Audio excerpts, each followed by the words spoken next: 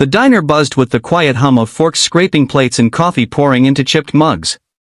Rain tapped gently against the windows, but inside, the warmth of the old place held its own kind of comfort.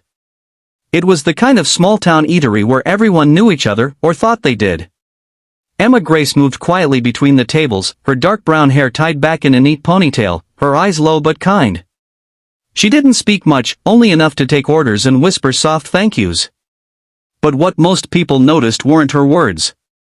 It was the long, jagged scar that ran from the edge of her jaw down the side of her neck, partially hidden by her collar. And the smaller ones that peeked from her sleeves when they slipped above her wrists. Most regulars didn't ask. They respected her silence.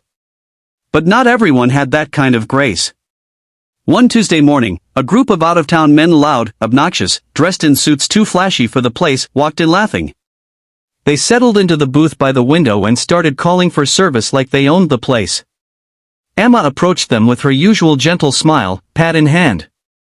But the moment she leaned forward to pour their coffee, one of the men, Greg, pointed at the faint scar above her collar and laughed loudly.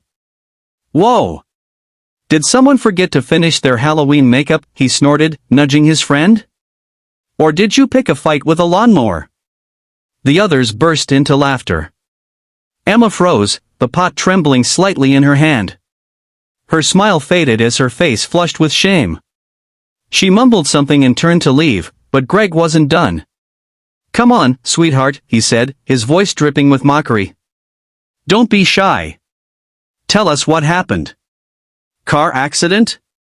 Plastic surgery gone wrong? Oh wait, maybe she's some kind of war hero," he cackled. The diner grew silent. Forks stopped clinking. Conversations died mid-sentence. People turned their heads, frowning, but no one moved. Not yet. Emma walked briskly toward the counter, her back straight but her hands clenched into fists. She disappeared into the kitchen, leaving behind a deep, aching silence. That's when the veteran stood up. He had been sitting in the corner booth the whole time. White-haired, shoulders square despite the years, his cane resting beside him. His name was Harold Matthews. Everyone just called him Sarge. He'd been a Marine once. 2 tours in Vietnam. A Purple Heart. A chest full of stories he rarely told. But in this moment, he didn't need words. He slowly rose from his seat, eyes fixed on the men by the window. The cane clicked against the floor as he approached, and the whole diner watched as he stopped beside their booth.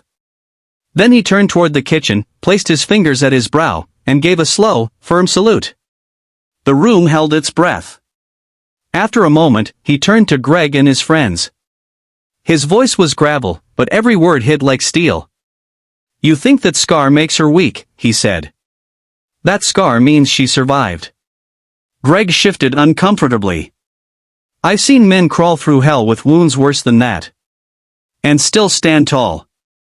That girl back there, she's braver than you'll ever be."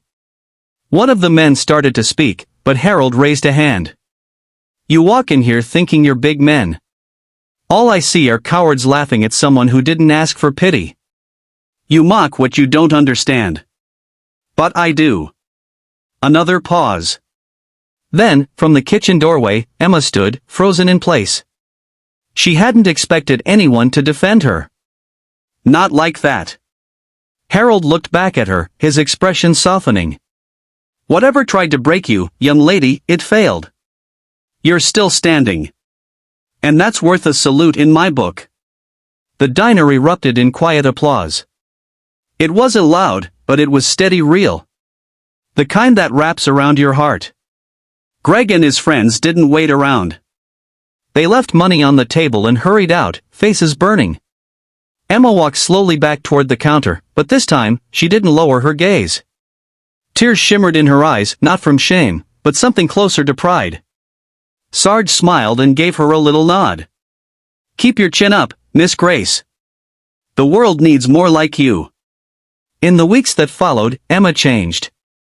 Not drastically, but enough that people noticed. She began to speak more, smile more. Her scars were still there, of course. But now, they told a different story, a story not of pain, but of strength. And Harold?